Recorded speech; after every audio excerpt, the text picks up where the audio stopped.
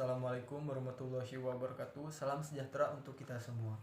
Pertama-tama saya ucapkan terima kasih kepada dosen pengampu Hukum Perdata Internasional yaitu Bu Tia Aristutia, SHMH.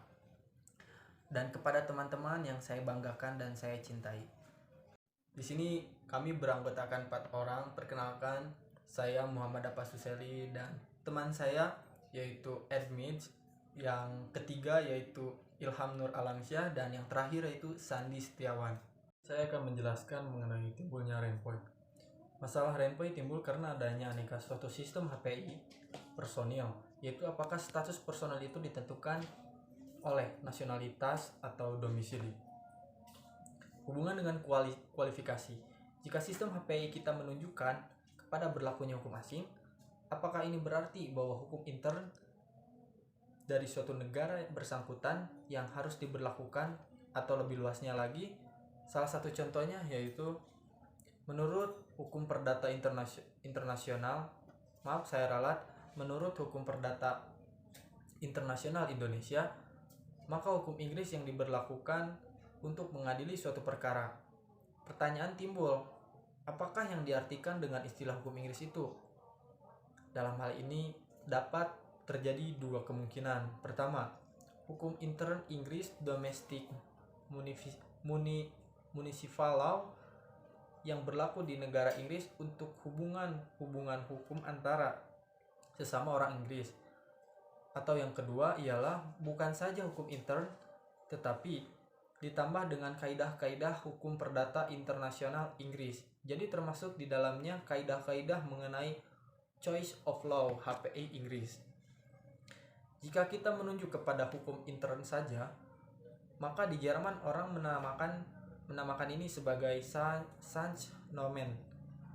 Jika penunjukan kepada hukum asing hanya berarti kaidah-kaidah intern atau Sachnomen dari negara yang bersangkutan, maka penunjukan ini dinamakan Sachnomverweisung. Apabila dalam hukum asing ini dianggap termasuk pula kaidah-kaidah HPI dari negara bersangkutan, maka penunjukan seperti ini dinamakan Gesamtverweisung. Apabila di dalamnya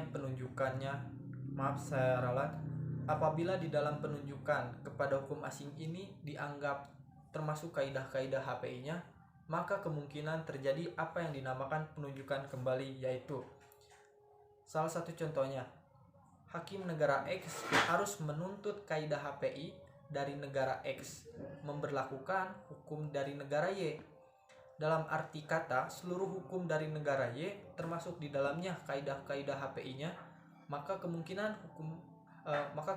HPI dari Y menunjukkan kembali kepada hukum dari negara X.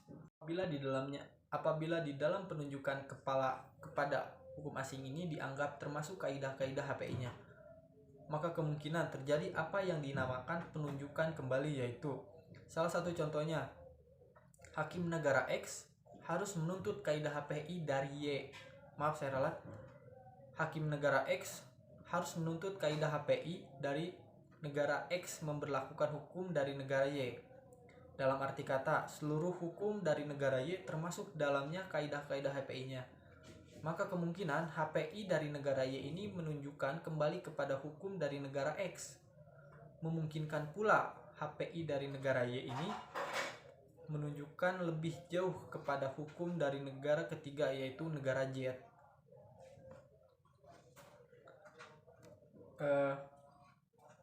Di sini ada contoh berbentuk gambar. Saya agak kesulitan untuk menjelaskannya, tapi dari segi kata, salah satu contohnya, warga negara Inggris berdomisili di Indonesia. Apakah ia sudah dewasa atau belum, atau dia hendak menikah, atau dia harus melakukan suatu tindakan hukum lain berkenaan dengan status personilnya, maka penuntutan hukum perdata internasional Indonesia berdasarkan pasal 16 AB harus dipakai hukum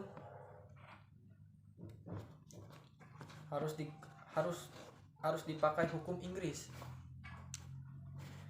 Jika penunjukan kaidah HPI Indonesia kepada hukum Inggris diartikan sebagai penunjukan pada hukum inter Inggris, Berarti kita menolak, maaf saya ulangi, berarti kita menolak renvoi. Sebaliknya, jika kita diartikan hukum Inggris sebagai mencakup pula kaidah-kaidah HPI Inggris, sehingga dengan demikian hukum Indonesia yang ditunjukkan kembali berlaku oleh kaidah-kaidah HPI Inggris, serta kita kemudian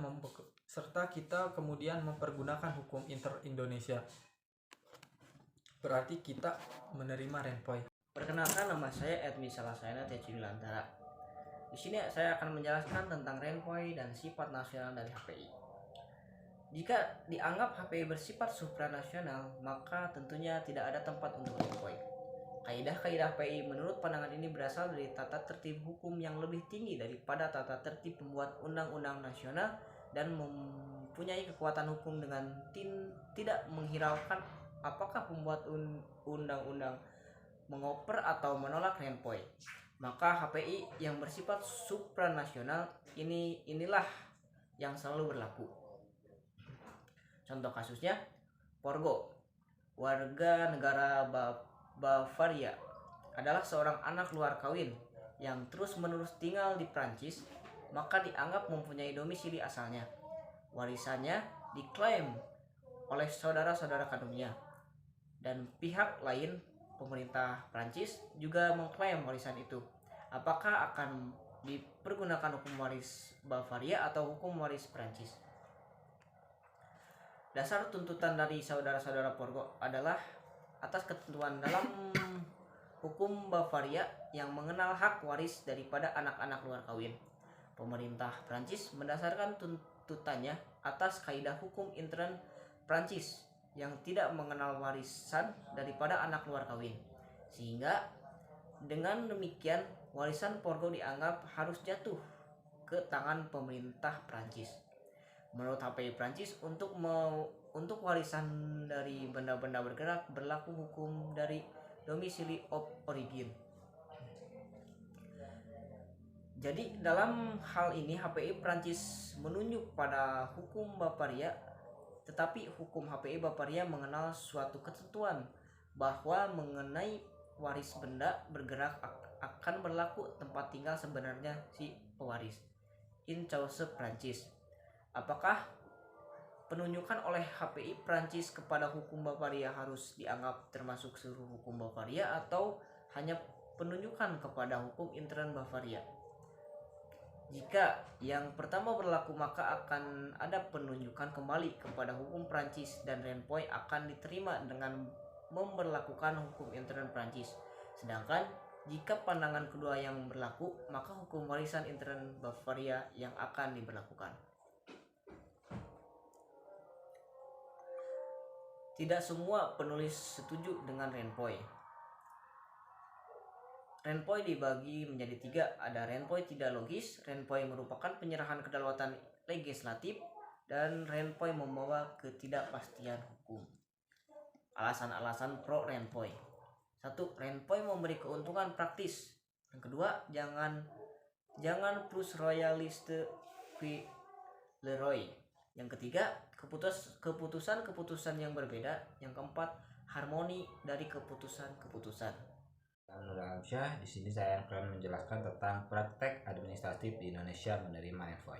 Dalam tahun 1922 sudah kita temukan suatu surat edaran resmi dari Jaksa Agung, waktu itu prosedur umum, yang ditunjukkan kepada pegawai-pegawai catatan sipil tertanggal 9 Maret 1922. Dalam surat edaran ini dijelaskan sikap apakah yang harus diambil oleh pegawai-pegawai catatan sipil pada waktu melangsungkan perkawinan dari para pihak yang kedua-duanya atau salah satu berstatus asing. Jaksa Agung menganggap perlu mengeluarkan surat edaran ini atas permintaan pemerintah. Jadi dalam surat edaran ini pada hakikatnya kita saksikan adanya penerimaan dari lembaga renvoi untuk praktek. Yang kedua, saya akan menjelaskan tentang pendirian jurisprudensi secara hukum positif di Indonesia menerima renvoi.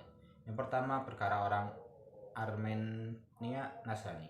Peristiwa seorang Armenia Nasrani, warga negara Persia, yang telah diputuskan oleh Presiden Red Van Jusiti Semarang tahun 1928. Yang kedua, perkara Palisemen seorang British India. Mengenai jurisprudensi Indonesia, keputusan RVJ Medan dari tahun 1925, kasus ini termasuk contoh daripada penyimpangan sikap jurisprudensi Indonesia daripada pola jurisprudensi Nederland. Sedangkan di Nederland ini sendiri pada hakim telah lama tidak menerima renvoi. Selanjutnya, penerimaan renvoi oleh hakim Indonesia. Bahwa penerimaan renvoi oleh hakim Indonesia yang menghasilkan dipakainya hukum intern Indonesia adalah sikap yang tepat dan bijaksana. Selanjutnya, renvoi di negara-negara lain. Yang pertama, Prancis sejak perkara Forgo tahun 1878. Yang kedua, Italia pasal 30 Kode Sivil 1942. Yang ketiga, Jerman pasal 27 EG BGB. Yang keempat, Swiss pasal 28 dan 31 NAG. Yang kelima, Netherlands umumnya ditolak. Yang keenam, negara-negara Asia Afrika. Saya Sandi Setiawan. Baik, di sini saya akan menjelaskan mengenai renvoi di Amerika Serikat. Di Amerika Serikat tidak ada peraturan tertulis yang mengatur soal renvoi. Dalam restatement terdapat ketentuan umum yang menolak pertunjukan kembali ini dalam pasal 7 sub B. Pengecualian yang diadakan adalah dalam pasal 8, di mana ditentukan bahwa semua persoalan berkenaan dengan title tanah diatur oleh hukum, di mana tanah itu terletak, termasuk kaidah-kaidah HPI di negara bersangkutan. Juga mengenai sahnya keputusan perceraian ditentukan oleh tempat domisili oleh para pihak, termasuk kaidah-kaidah HPI-nya. Kemudian negara-negara sosialis. Dalam pandangan negara-negara sosialis, umumnya diterima renvoi ini. Para sarjana negara-negara sosialis terbanyak menerima baik renvoi, walaupun ada juga penulisan yang menolaknya. Kemudian perjanjian-perjanjian internasional mengenai renvoi.